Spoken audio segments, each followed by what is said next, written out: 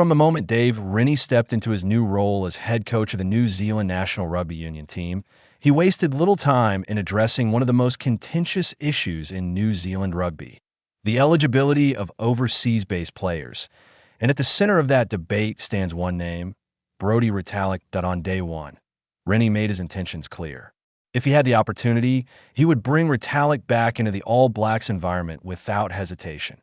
"I'd certainly jump at it," he admitted. Those words immediately reopened a conversation many believed might quieten following the departure of Scott Robertson. Instead, Rennie has thrown the issue back into the spotlight and perhaps accelerated a policy debate that has been simmering for years. The policy problem. New Zealand Rugby's long-standing stance is straightforward. To be eligible for the All Blacks, players must be contracted domestically. The only exception is a short-term sabbatical arrangement while remaining under contract to New Zealand Rugby. Recent examples illustrate how tightly controlled that system is.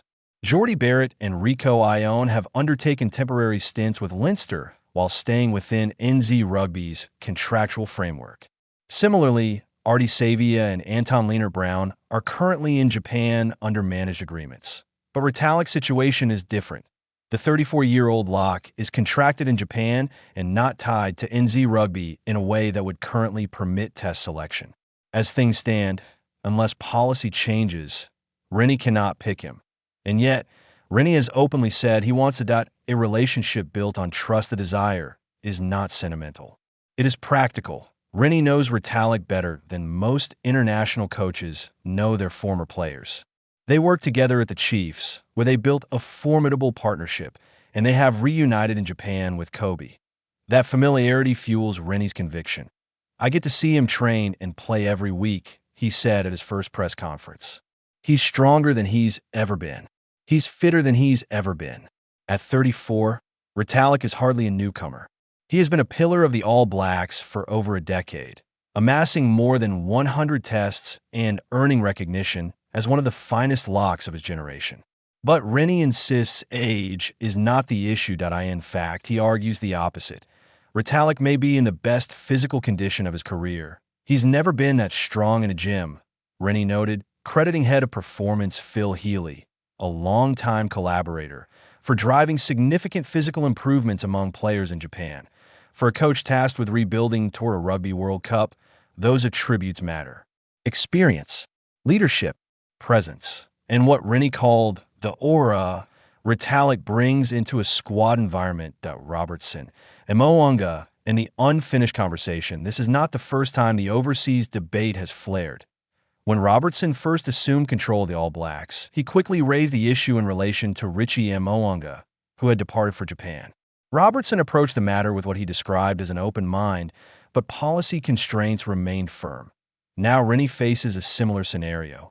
Though he has chosen a more direct tone, Mo'unga's situation offers partial relief. He is scheduled to return to New Zealand regardless, meaning his eligibility question will resolve itself. Rennie welcomed that news enthusiastically. But Retallick's future is less certain. And by publicly expressing his desire to select him, Rennie has reopened what some thought was a settled matter. The global context. New Zealand's stance is increasingly out of step with several rivals. The South African National Rugby Union team removed their overseas selection restriction when Rassie Erasmus took charge in 2018. Today, the majority of Springboks ply their trade abroad. Argentina operates similarly. Australia once implemented the Ghetto Law, allowing limited overseas selection, but has since relaxed its approach. Scotland freely selects from global leagues. Meanwhile, England and Ireland, like New Zealand, largely insist on domestic eligibility requirements. Those structural differences between unions complicate direct comparisons. Rennie sees no reason New Zealand cannot evolve carefully. "I don't see it being a mass exodus," he said. "It would have to fit some sort of criteria." His suggestion is not for open borders, but for targeted flexibility, particularly for players who have earned the right, after extended service. Earned leeway. Retallick fits that description perfectly in Rennie's eyes. More than a decade of commitment to Super Rugby and the All Blacks. Over 100 appearances for the Chiefs. A central figure in multiple World Cup campaigns. "I think there'll be players who earn the right to go overseas and cash in," Rennie explained. Someone like Brodie Retallick has played over 100 games for the Chiefs and All Blacks. He's earned the right. The phrase, earn the right, carries weight in New Zealand rugby culture. Loyalty and service are highly valued. But the tension lies in balancing reward with system integrity, that if one player receives an exception, others will inevitably seek similar consideration. Rennie argues that safeguards can prevent a floodgate scenario. Of the estimated 110 former Super Rugby players currently abroad, only a small handful would realistically qualify under strict performance and eligibility criteria. Still, the optics are complex. Leadership and World Cup ambition at its core. Rennie's argument is pragmatic. If you want to win a World Cup, he said, ideally, you've got your best players available. Retallick's experience in high-pressure knockout matches is invaluable. The All Blacks are navigating generational transition in the forward pack. A veteran presence could accelerate cohesion and sharpen standards. Rennie believes Retallick's leadership influence alone could elevate the entire environment. That sentiment echoes commentary from outside New Zealand. Eddie Jones, who closely monitors Japan's League One competition in his role with the Brave Blossoms, has suggested he would immediately explore overseas selection flexibility if he were in Rennie's position. The logic is simple. Global professional rugby has changed. Player mobility is the norm. National policies must adapt or risk weakening depth. Retallick's position, yet there is another side to the story. Retallick himself has indicated his All Blacks chapter may be closed. Speaking candidly on Sport Nation Radio, he suggested his time at test level is done. The physical toll, the travel demands, and the desire for stability in Japan appear to outweigh any lingering ambition. I'll see my time out in Japan, he said plainly. Even if policy shifted tomorrow, convincing him to return may prove difficult. Rennie has already broached the topic with him. Whether that conversation evolves remains uncertain. History suggests caution. When Robertson took over, similar speculation surrounded Sam Whitelock. Ultimately, no comeback materialized. A broader strategic question, this debate extends beyond one player. New Zealand faces increasing competition from overseas leagues offering lucrative contracts and extended career longevity. Retaining talent domestically grows more challenging each year.